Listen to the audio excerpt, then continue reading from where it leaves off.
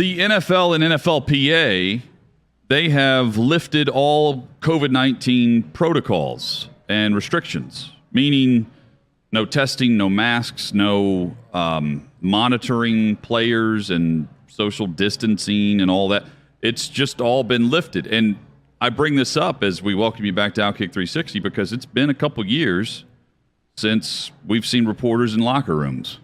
It's been outside locker rooms at NFL stadiums or at the team facility. And I wonder, Paul, does this mean that when OTAs crank back up, media's back in the locker room, which will enhance coverage of the league? Well, for a team like Titans, the team that I cover, locker room wasn't open during OTAs, and it's not required to be open during OTAs. It's not required to be open during training camp. It's required to be open during the season. So it opens, in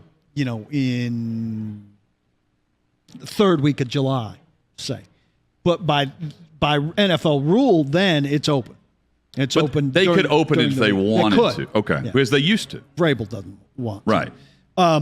But unless they change another rule, if the COVID protocols are gone, the only reason it wasn't open is because of the COVID protocols.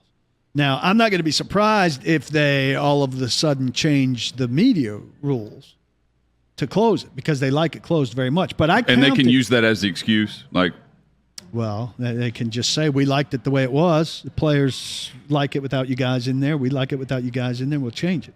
There'll be an uproar.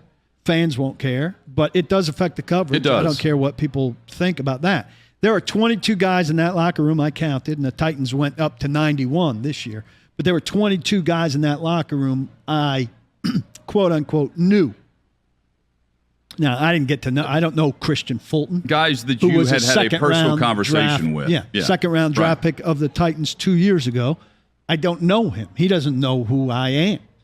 I haven't been able to stand around and BS with him or have a private moment with him away from any other reporter or we're going to feature like that exclusively. Right.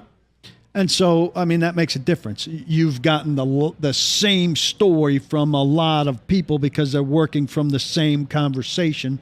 And now there could conceivably be, if there were 53 media, 53 different conversations out of an open locker room. That's really important to me. It may not really be important to you. It's more important to you than you think if you're an avid reader of everything that's written about your team.